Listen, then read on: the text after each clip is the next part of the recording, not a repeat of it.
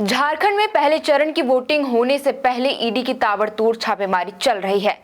आखिर चुनाव के एक दिन पहले यह छापेमारी क्यों शुरू हुई, छापेमारी किन इलाकों में चल रही है और चुनाव के बीच अब तक कितने रेड पड़े हैं, वो भी आपको इस वीडियो में बताएंगे।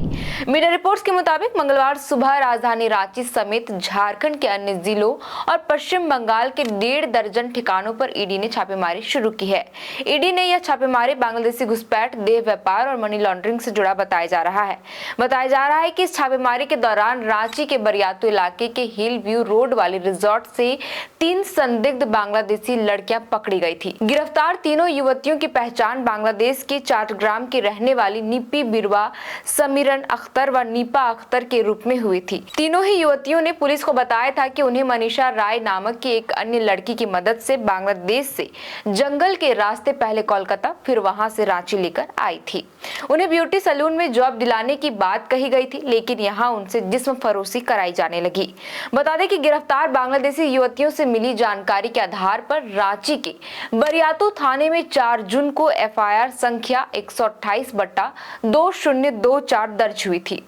आईपीसी की धारा 420, 467, 468, 471 और 34 पासपोर्ट अधिनियम 1967 की धारा 12, विदेशी अधिनियम 1946 की धारा 14A के तहत यह केस दर्ज हुआ था।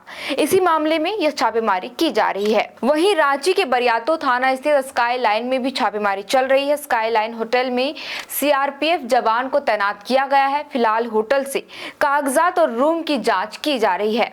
हालांकि छापेमारी के दौरान क्या कुछ मिला है, इस पर फिलहाल इस मामले में कोई बयान सामने नहीं आया है।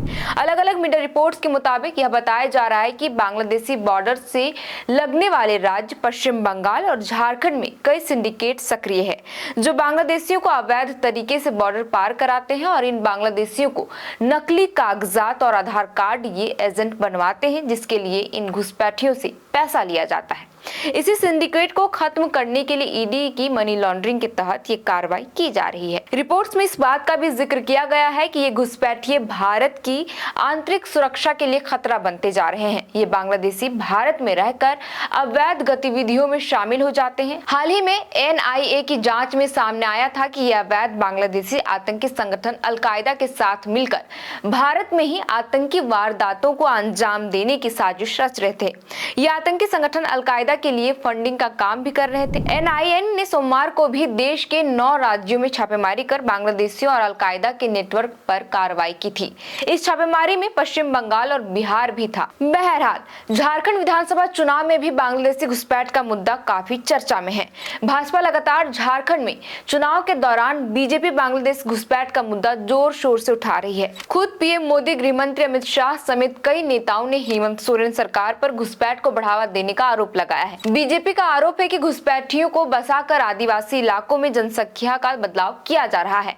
यहां तक कि भाजपा ने यह भी साफ कर दिया है कि अगर राज्य में भाजपा की सरकार बनी तो बांग्लादेशी घुसपैठ को खत्म करने के लिए विशेष कानून बनाया जाएगा। खैर, अब आपको बताते हैं कि चुनाव के बीच यानी 28 दिनों में केंद्रीय जांच एजेंसियों की कितनी छापेमारी पड़ी है। 25 अक्टूबर को आयकर विभाग ने रांची, गिरिडीह और जमशेदपुर में दबिश दी थी। इसी दिन ईडी ने भी साहिबगंज में छापेमारी की थी। 29 अक्टूबर को ईडी ने उत्पाद नीति घोटाले मामले में आईएएस विनय चौबे और उनसे जुड़े लोगों के 15 ठिकानों पर छापेमारी की थी। फिर 5 नवंबर को ईडी ने पंकज मिश्रा और उनके करीबियों के कई ठिकानों पर दबिश दी थी। 9 नवंबर को हेमंत सोरेन के सलाहकार सुनील श्रीवास्तव और उनके करीबियों के ठिकानों पर आयकर विभाग का रेड पड़ा था। 12 नवंबर को ईडी ने बांग्लादेशी घुसपैठ और महिलाओं की तस्करी मामले में कई इलाकों में रेड मारी थी और इसी मामले में आज फिर से ईडी ने झारखंड और पश्चिम बंगाल में दबिश दी है। फिलहाल के लिए इस वीडियो में इतना ही। आप देख रहे थे दी फोर्थ पिलर और हमारा नाम है श्रेया रतन। बहुत बहुत शुक्रिया।